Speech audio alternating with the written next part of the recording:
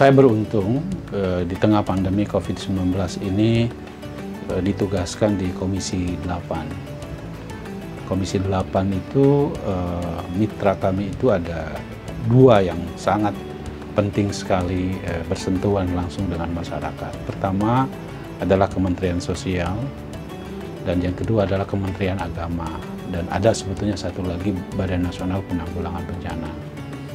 Nah, kita tahu bahwa pandemi COVID-19 ini betul-betul berdampak terhadap kehidupan ekonomi masyarakat, ya. Akibat pelambatan ekonomi, ya, karena pembatasan sosial dengan protokol kesehatan yang ketat, masyarakat memang harus diam di rumah waktu itu. Mereka juga harus memakai masker dan lain-lain. Nah, sehingga menimbulkan dampak ekonomi terhadap masyarakat. Kami di Komisi 8 ini mendorong supaya bagaimana dampak sosialnya itu tidak terasa kuat terhadap masyarakat.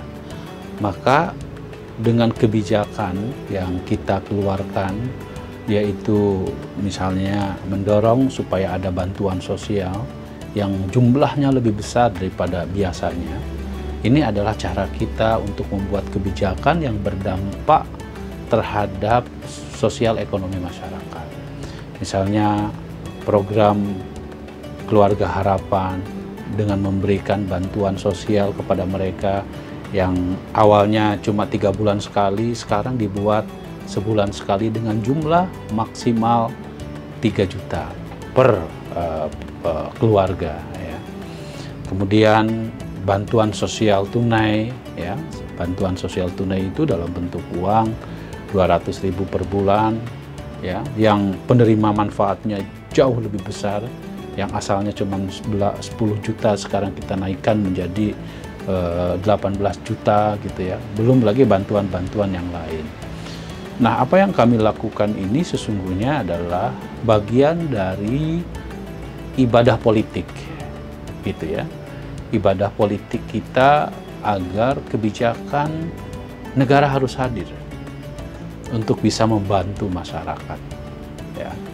Negara harus memastikan bahwa tidak boleh ada yang kelaparan gara-gara ekonomi kita di saat pandemi ini merusak mata pencaharian masyarakat.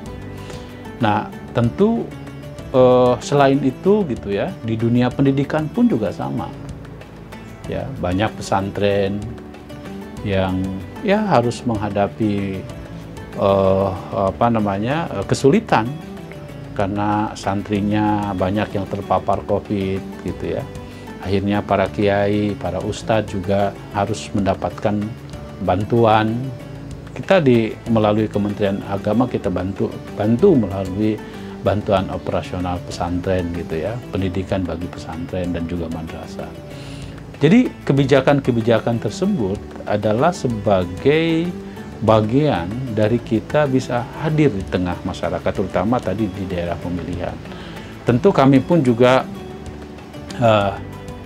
hadir di tengah masyarakat melalui reses dengan bantuan-bantuan sembako kepada masyarakat yang tidak mampu dan lain-lain. Nah, ini adalah kita anggap, ya, bagian dari ibadah politik, gitu, ya. Walaupun memang uangnya berasal dari negara, tetapi kan kita harus pahami bahwa tanpa ada kebijakan yang berpihak kepada masyarakat yang tidak mampu, ya, mungkin ini adalah harus kita pahami sebagai bagian dari kerja-kerja kemaslahatan untuk umat, gitu, ya.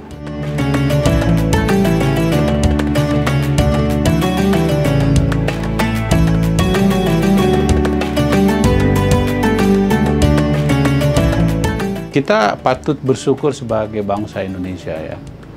Ada sebuah survei yang dilakukan oleh salah satu lembaga internasional yang menyebutkan bahwa Indonesia ini merupakan negara yang memiliki modal sosial yang kuat.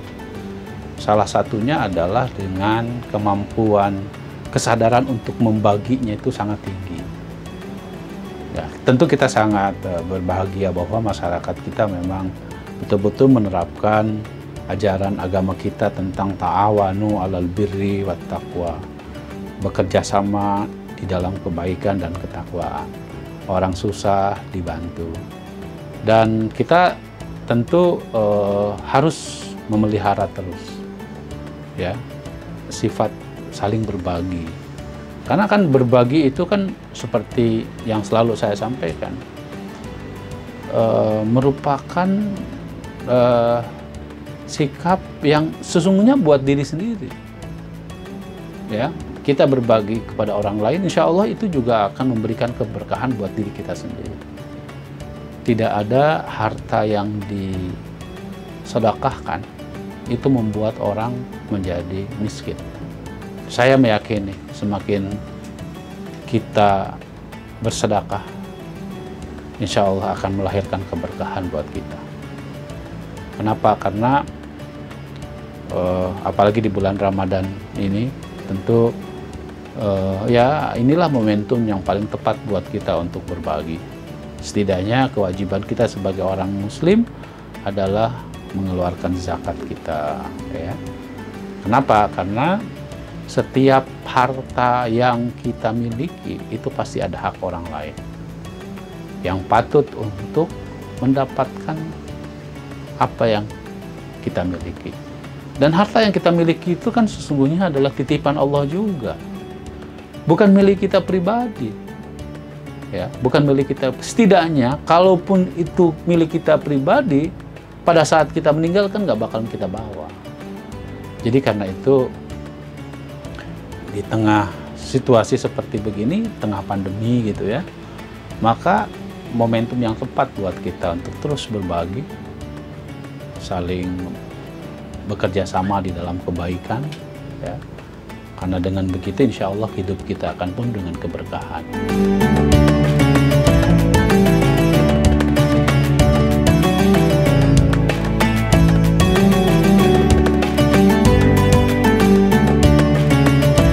Ya, tentu yang paling penting adalah kesadaran kita untuk meyakini bahwa apa yang kita miliki adalah milik Allah.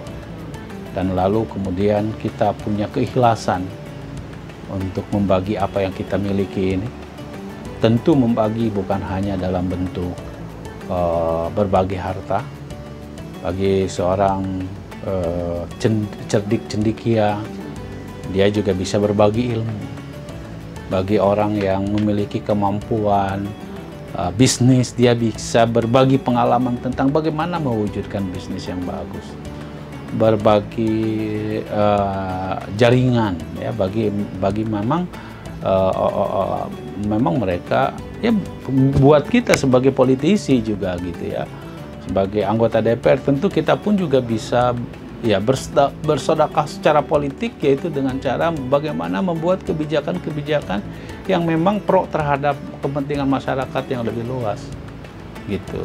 Membuat undang-undang yang memang undang-undang tersebut membuat masyarakat menjadi lebih mandiri, lebih berdaya, ya, bisa menikmati kesejahteraan dan lain-lain.